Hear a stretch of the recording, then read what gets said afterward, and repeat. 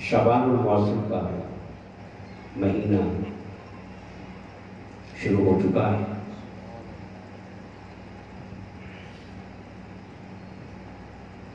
اور یہ مہینہ اللہ کی رحمت کے برسنے کا مہینہ ہے۔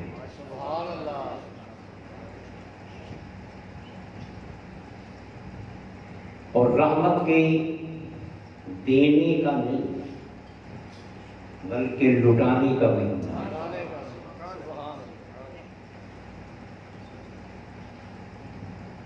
دیتے ہوئے کچھ دیکھا جاتا ہے مگر لٹاتے ہوئے دیکھا نہیں جاتا ہے کہ لوٹنے والا کون ہے، کیسا ہے، کتنا لوٹ رہا ہے۔ لٹانے کے عمل میں یہ حساب نہیں ہوتا۔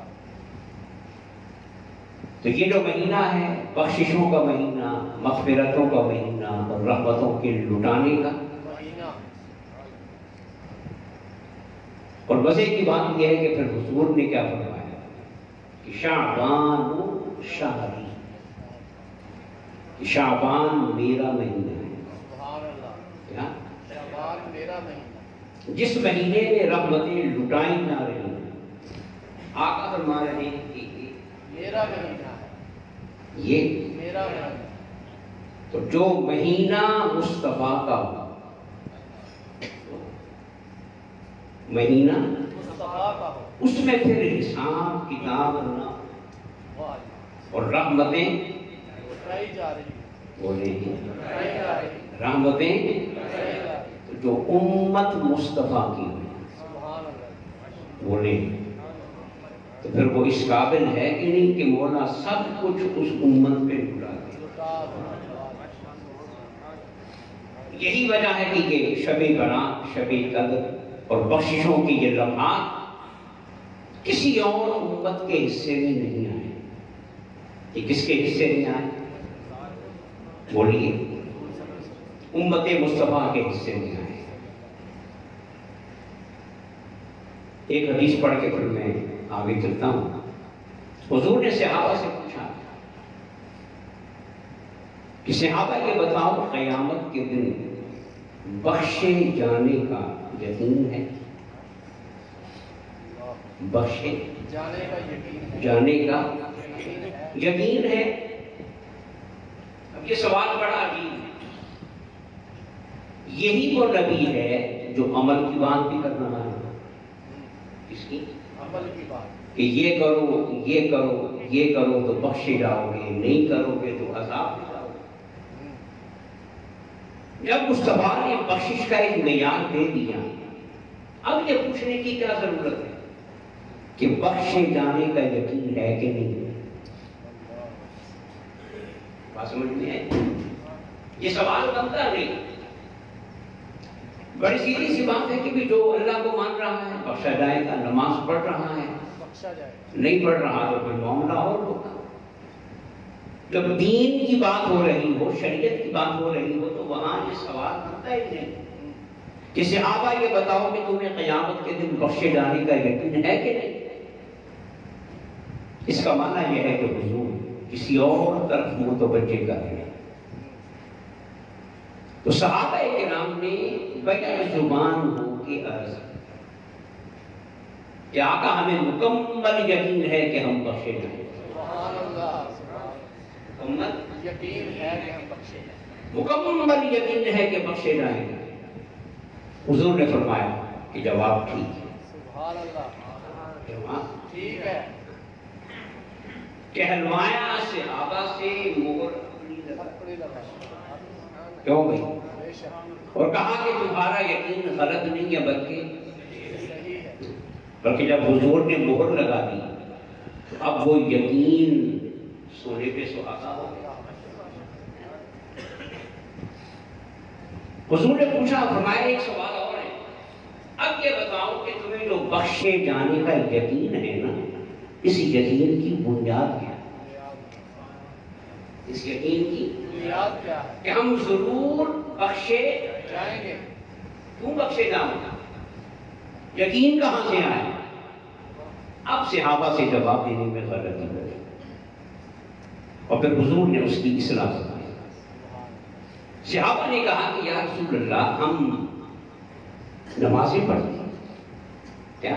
نمازیں پڑھتے ہیں, روزے رکھتے ہیں, جہاد کرتے ہیں, عیسار کرتے ہیں, زکات دیتے ہیں, مراقبوں مجاہدوں کے عمل سے گزر رہے ہیں. یا رسول اللہ یہ سب کچھ کر کے بھی جنت میں نہیں جائیں گے تو کہاں جائیں گے؟ تو حضور نے فرمایا کہ بھی پہلا سوال جواب تو صحیح ہے, مگر اب یہ جواب نہیں. حضور نے فرمایا تم نمازوں کی وجہ سے جنت میں نہیں جاؤ گے. فرض بھی خود ہی کر رہے ہیں, فرض بھی خود ہی کر رہے ہیں اور خود ہی فرما رہے ہیں کہ نماز میری آنکھوں کی ٹھنڈک ہے. اور قیامت کے دن سب سے پہلا سوال بھی کس کا ہوگا؟ نماز کا. مگر فرما رہے ہیں نماز سے جنت میں نہیں جاؤ گے. ہاں مال کی بنیاد پہ جنت میں. اب صحابہ کا تجسس اور بڑھ گئے کہ جنت میں جانا بھی ہے مگر اعمال کی وجہ سے نہیں. اب صحابہ نگاہوں میں سوال کر رہے ہیں کہ یا رسول اللہ پھر آپ بتائیں کس وجہ سے جائیں گے جنت میں؟ فرمایا اعمال کی وجہ سے نہیں جاؤ گے, میرے مولا کی رحمت کے سہارے. سبحان اللہ. میری مولا کی رحمت کے سہارے تو کیا بولے میرے مولا کی رحمت کے سہارے.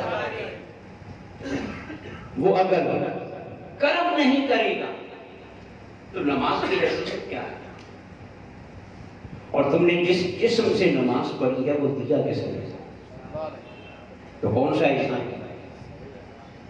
قرآن تو کہتا ہے کہ جو بھی نیکی کرو گے اپنے لیے کرو گے, کسی پہ کوئی احسان نہیں.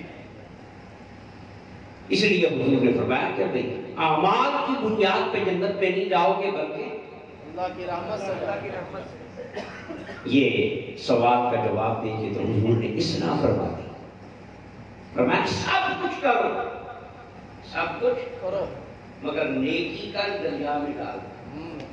ہے نا محبت؟ نیکی کا دریا میں ڈال. سب کچھ کرو مگر نگاہ کبھی اپنی نماز پہ نہ رکھنا. نگاہ جب بھی رکھنا تو مولا کی رحمت تاکہ تکبر نہ آ جائے, غرور نہ آ جائے اور کہیں اپنے اعمال کو دیکھتے دیکھتے اس سے غافل نہ ہو.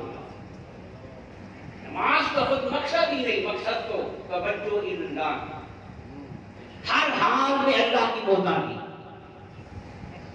دامن کو اس کی بارگاہ میں پھیلائے رکھنا. اصل مقصد تو کیا ہے؟ تو فرمایا کہ تم اعمال کے سہارے نہیں بلکہ اللہ کی رحمت کے سہارے. اللہ کی رحمت کے سہارے. اب حضور نے توجہ کدھر موڑ دی؟ اللہ کی رحمت کی طرف. اللہ کی رحمت کی طرف.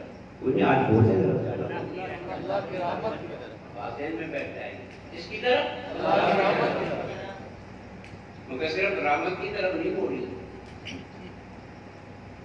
جب رحمت کی طرف توجہ مڑ گئی تو پھر اب سوال یہ پیدا ہوگا کہ وہ رحمت کہاں ہے؟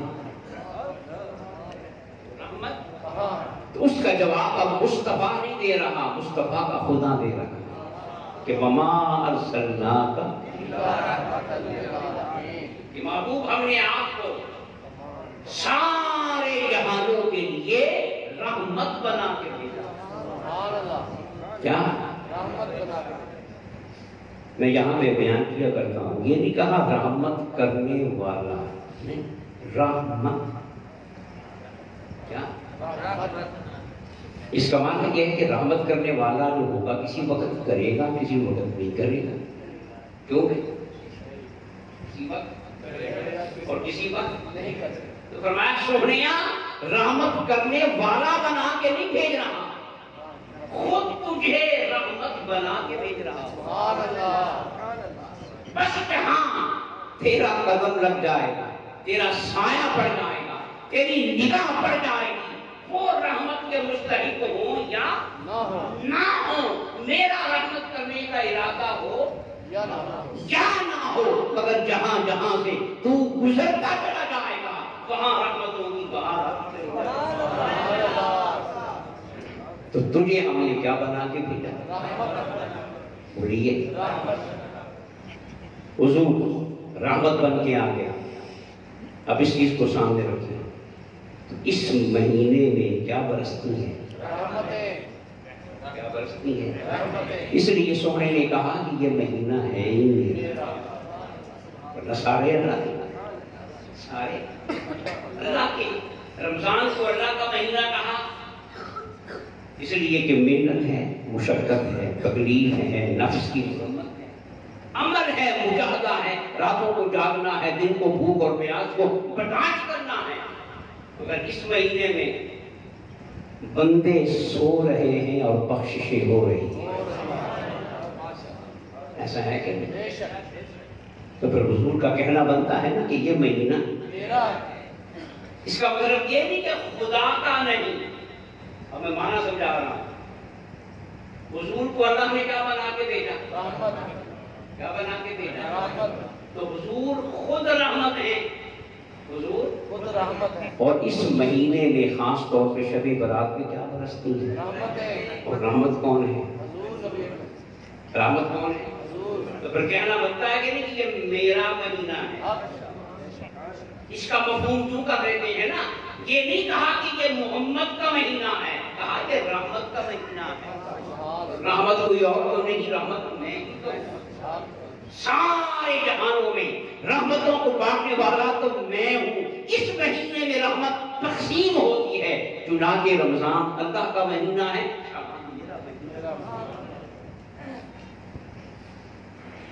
اب اگلی بات جو میں عرض کرنا چاہ رہا ہوں، پچھلے جمعے میں نے معراج کے حوالے سے عرض کیا تھا کہ سب نبیوں نے خدا کو مانا تو علم الیقین کے ساتھ. ایسے ہیں بولیے.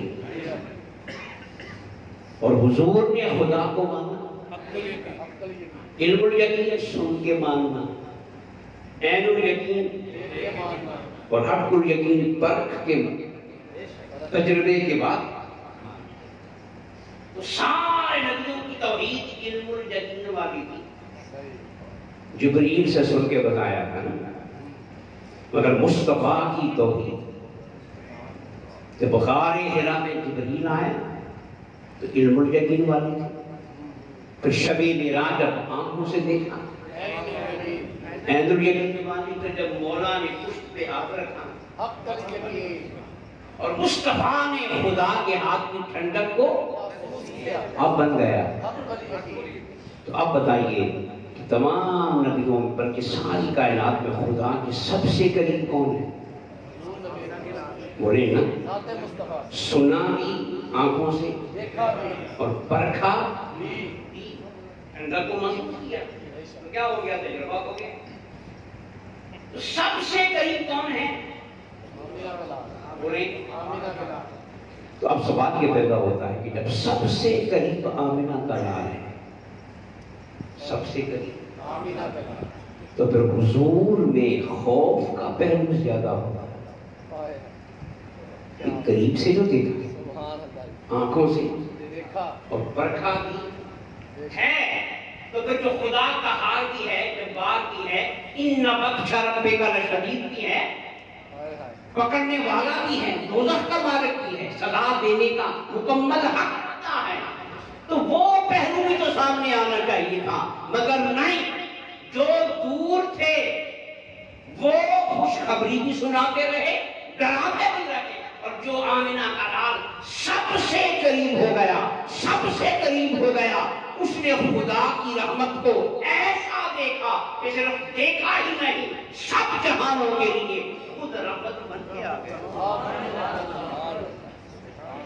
تو جتنا قریب ہے اللہ کا، جتنا اللہ کے وہ اتنا ہی رحم کرنے یاد کرنے.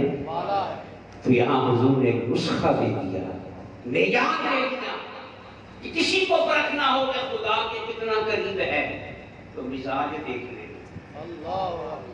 کیا اگر لڑنے والا ہے، سخت مزاج ہے، بد مزاج ہے، تو وہ خدا کے قریب نہیں ہو سکتا. وہ سجدوں کے قریب ہوگا، مسجدوں کے قریب ہوگا، مکے کے قریب ہوگا، خانہ کعبہ کے قریب ہوگا، مگر خدا کے قریب نہیں ہو سکتا۔ خدا کے قریب وہ ہے جو ہر وقت مسکرانے والا، معاف کرنے، پیار کرنے، بخشنے والا ہو۔ اب بولیے حضور خدا کے قریب ہوئے تو پھر بولیے بخشنے میں حضور سب سے آگے ہے کہ نہیں؟ معاف کرنے میں حضور سب سے، رحمت کرنے میں حضور سب سے آگے۔ رات میں محفل میں عرض کر رہا تھا اولیاء کرام کے کچھ القاب ہیں جن سے وہ مشہور ہیں۔ خواجہ غریب نواز کا عرس تھا، اسی مناسبت سے میں نے بات کی، میں نے کہا کہ بھئی حضرت خواجہ کو پوری دنیا کس نام سے یاد کرتی ہے؟ غریب نواز۔ کیا؟ ذرا بات کو غور سے سنو، آپ کا جو مشہور لقب ہے وہ کیا ہے؟ غریب کو نوازنے والا، غریب کو نوازنے والا۔ پھر لاہور میں آ جائیں تو داتا گنج بخش، تو آپ کا لقب کیا مشہور ہے؟ داتا بھی ہو تو داتا کا معنی کیا ہے؟ دینے والا۔ گنج بخش خزانے۔ پھر آ جاؤ پاک بدن شریف تو گنج شکر، شکر کے خزانے بانٹنے والا، بولو بانٹنے والا۔ گنج شکر کا معنی شکر بانٹنے والا۔ بغداد والے کے پاس آ جاؤ، کیا رقب ہے؟ غوث اعظم۔ تو غوث کا معنی کیا ہے؟ مدد کرنے والا۔ کیا؟ مدد کرنے والا۔ پیر سیال کا نعرہ رکھتا ہے لجپال، کہ وہ کیا ہے؟ لاج پالنے والے، لاج رکھنے والے۔ اب دیکھیں یہ سارے ہیں ولی اللہ اور یہاں ہے نا، مگر ایک کا لقب ہے غریب نواز۔ اب غریب نوازی کا تعلق اس کے ساتھ ہے کہ بندوں کے ساتھ؟ بندوں کے ساتھ۔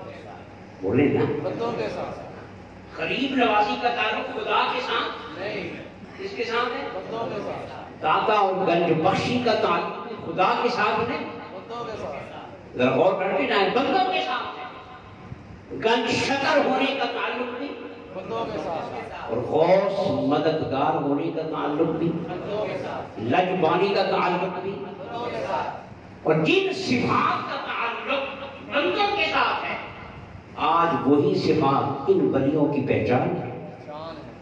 بولیے انہوں نے نمازیں بھی پڑھی، تہجد بھی پڑھی، رب کو یاد بھی کیا، مراقبہ و مجاہدت سے بھی، روزے بھی رکھے ہیں، مگر کسی کی پہچان عبادت سے نہیں ہو رہی،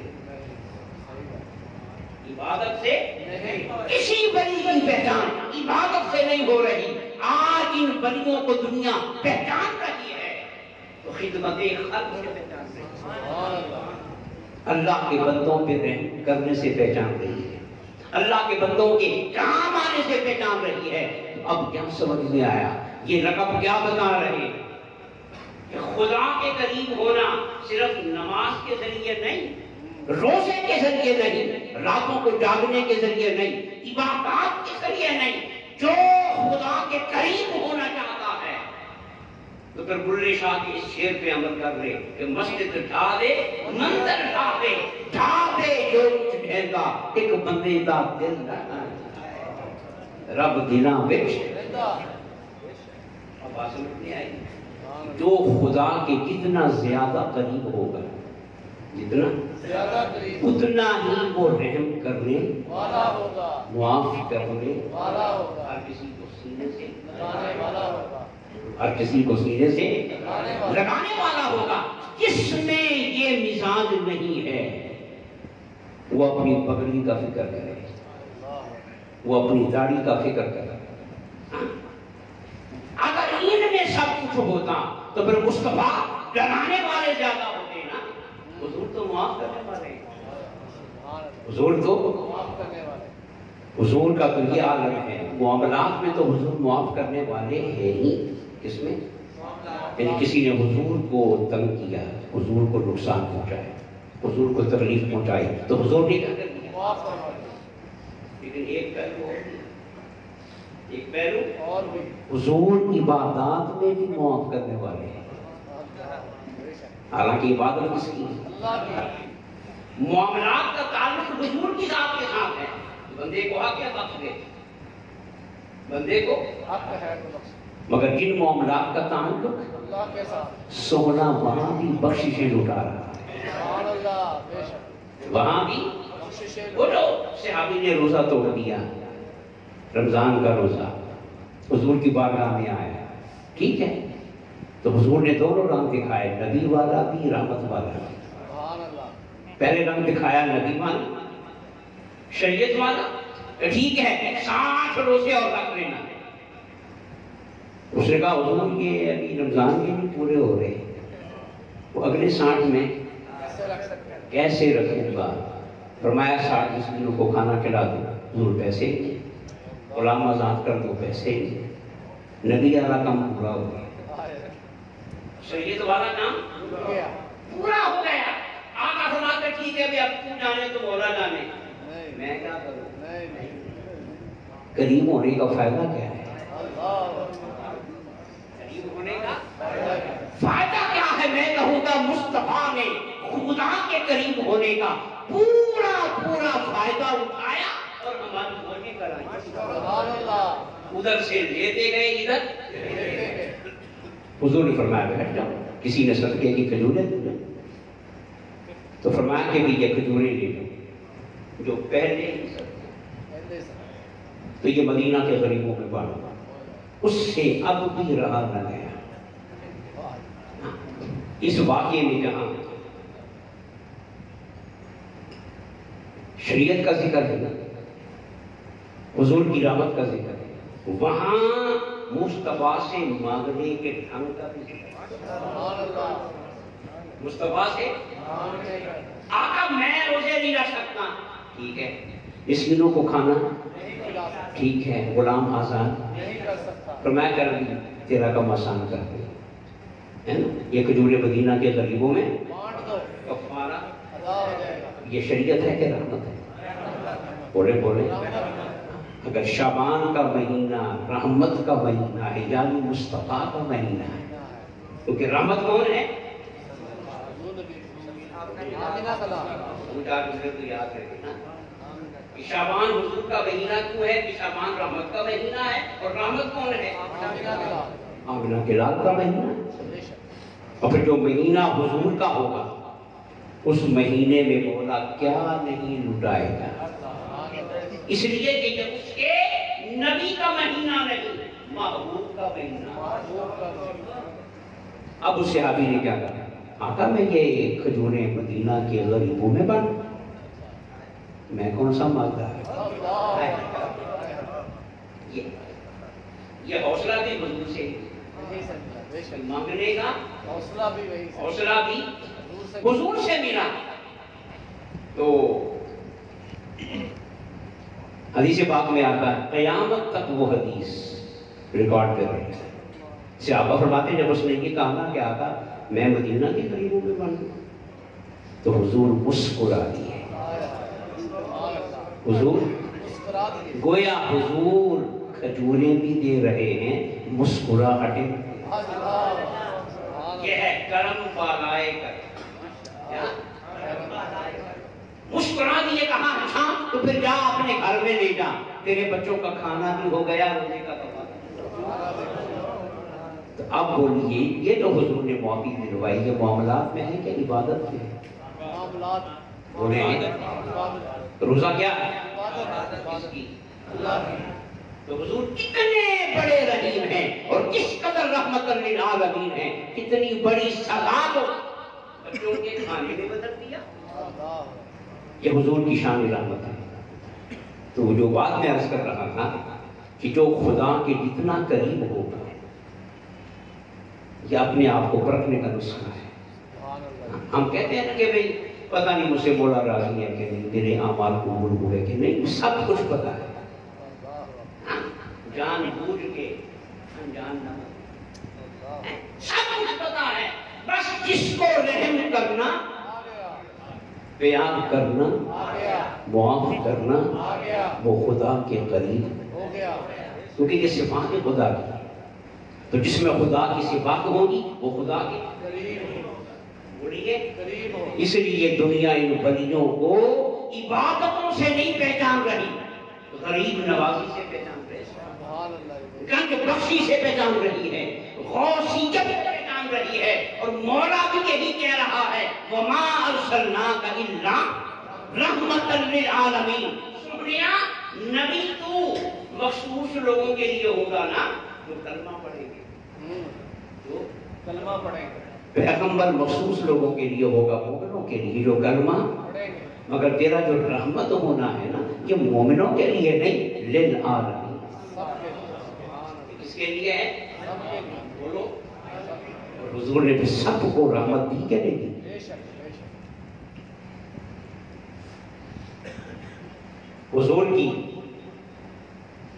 حضور کے دین کو سب مکے والوں نے نہیں مانا مگر حضور کی رحمت کو سب نے مانا بولے، سب نے مانا حضور کے کرم کو، سب نے مانا اور یہی فیض آج بھی چل رہا ہے، بے شک یاد رکھیں حضور کا یہ فیض۔ آج بھی چل رہا ہے خواجہ غریب نواز کے مزار پہ صرف مسلمان آتے ہیں، نہیں بولے، نہیں اور کون آتے ہیں؟ ہندو آتے ہیں سکھ آتے ہیں سکھ بھی، آتے ہیں ہندو بھی، آتے ہیں خواجہ کے دین کو نہیں مانتے، خواجہ کو مانتے ہیں۔ خواجہ دیکھ، خواجہ کے دین کو نہیں مانا دین کو نہیں مانتے، مانتے اپنے بھگوان کو ہیں، مگر خواجہ کی عظمت کو مانتے ہیں یہ ہے مصطفی ہے۔ سارے مکے والوں نے مصطفیٰ کے دین کو نہیں مانا تھا، مگر مصطفیٰ کو سلام کر رہے ہیں کہ تجھ سے بڑا صادق کوئی نہیں، امین کوئی نہیں، بخشنہار کوئی نہیں، کرم کرنے والا کوئی نہیں، گروہوں کو اٹھا کر سینے سے لگانے والا کوئی نہیں۔ آج بھی وہی فیض چل رہا ہے۔ بہت سی دنیا ان ولیوں کا دین نہیں مانتی، مگر ولیوں کو سلام کرتی ہے۔ سبحان اللہ بے شک یہ کس کا فیض ہے؟ کہ خدا کے قریب ہونے کی وجہ سے رحمت کا فیض کیا ہے؟ رحمت کا میں ایک دفعہ پاک پتر شریف کے قریب محفل میں گیا تو ایک دوست سے گاڑی کو پائی، اس نے کہا کہ جو ڈرائیور ہے نا وہ عیسائی ہے، ٹھیک آ جائے گاڑی ڈرائیو کر رہے ہیں، دے دیں اسے۔ اب اس کے ساتھ ہم سفر پہ گئے، بیچ میں ایک دو نمازیں آئیں، ہم نے پڑھی، اس نے بولے نہیں پڑھی کیونکہ وہ عیسائی کا اب محفل پہ جانے سے پہلے ہم دربار شریف پہ گئے، پاک پتن حاضری، گاڑی سے اترنے لگے، میں نے ڈرائیور سے کہا، میں نے کہا ٹھیک ہے تم گاڑی لگا کے نا سائڈ پہ، تم گاڑی میں بیٹھے رہو، ہم حاضری دے کے۔ آتے ہیں اب اس نے کیا کہا، کہا کہ حاضری میں بھی دینی ہے،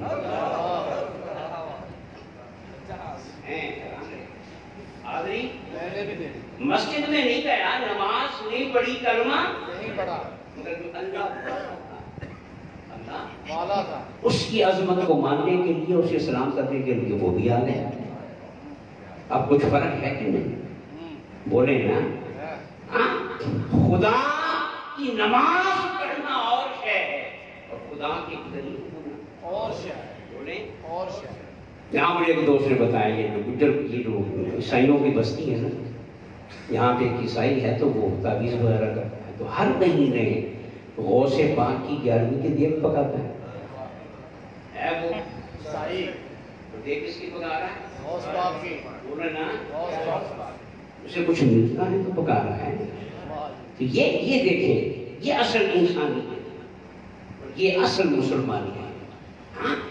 کہ ایسا بندہ سمجھ جائے اور اس کے وجود سے رحمت کی خیرات تقسیم ہو، پیار کی شعائیں بنے، سر سے لے کے پاؤں تک سب کے لیے وہ خیر بن جائے، سلامتی بن جائے، محبت کی علامت بن جائے، تو خدا کی قسم لوگ اس کی دین کو نہیں بھی مانیں گے، مگر اس کو سلام کرنے پر مجبور ہوں گے۔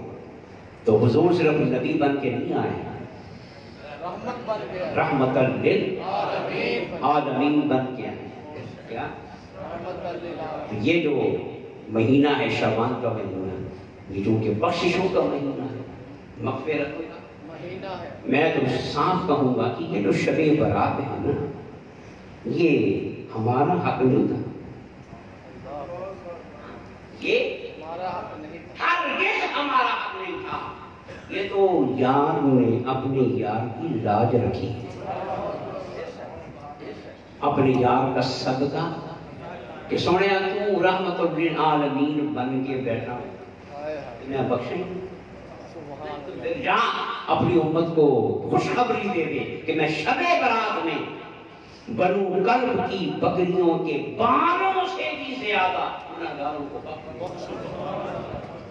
یہ مولا اپنے یار کی لاج رکھ رہا بولے لاج رکھ رہا کیونکہ یار نے اس کی رحمت کا ذکر ہی اتنا کر دیا۔ صحیح بات، میں کہوں گا اس کی رحمت کا ذکر ہی اتنا ذکر ہی اتنا کر دیا کہ آ جاؤ آ جاؤ، ایک آنسو بہا لو، بخش دے گا، معاف کر دے گا، بڑا رحمان ہے، بڑا رحیم ہے۔ یہ رحمان و رحیم کے لفظ ہم پہ راہ راست کو نہیں نہ اترے، نہیں، زبان مصطفیٰ نے بتایا، تو حضور نے مولا کی رحمت کا ذکر ہی اتنا کر دیا کہ پھر مولا نے کہا ما کان اللہ لیعذبہم وانت فیہم، سہنیا تو نے میری رحمت کا اتنا چرچا کر دیا، بولو ذکر کر دیا، چرچا کر دیا، اب تیرے ہوتے ہوئے عذاب دینا مجھے لگتا ہی ڈرتا نہیں، عذاب دوں گا تیرے قول پہ حرف آئے گا، تم نے جو میرا تعارف کرایا ہے نا اس پہ حرف آئے، حرف آئے گا، تو تیرے اس مزاج کی وجہ سے اور تو نے جو میری رحمت کا نعرہ لگایا ہے اس کی وجہ سے اب عذاب دینا میری شان نہیں، مجھے جچتا نہیں۔ تو پھر اقبال کا وہ شعر امام احمد رضا کا شعر تھا نا، خدا کی رضا چاہتے ہیں دعا، خدا چاہتا ہے، اس شعر کو سن کے علامہ اقبال مست ہو گئے۔ پھر اقبال نے کہا کہ میرا بھی حصہ ڈال، تو اقبال نے کیا کہا کہ تماشا تو دیکھو، کیا تماشا تو دیکھو، تماشا کہتے ہیں حیرت والی بات، اصل لغت میں تماشے کا معنی کیا ہوتا ہے؟ کہا تماشا تو دیکھو، حیرت ہوتی ہے، تماشا تو دیکھو کہ دوزخ کی آگ ہے لگائے خدا اور بجھائے، لگائے خدا وہ آتش لگی ہوئی ہے، لگی رہے گی، مگر مولا حضور کے صدقے میں کبھی شب برات بنا دے گا، کبھی شب قدر بنا دے گا، اور ہر رات کے پچھلے پہر آ کے کہے گا بندو میں دینے آ گیا، آؤ مجھ سے مانگو میں دیتا چلا جاؤں۔ اللہ کے محترم، یہ مہینہ حضور کا مہینہ ہے، رحمت کا مہینہ ہے، اس رحمت کی برکتوں سے فائدہ اٹھائیں، اور جو آنے والی شب برات ہے اس رات کی رحمتوں سے اپنی جوڑیوں کو ہم سب بھریں۔ اللہ تعالیٰ ہم سب کو نیک عمل کی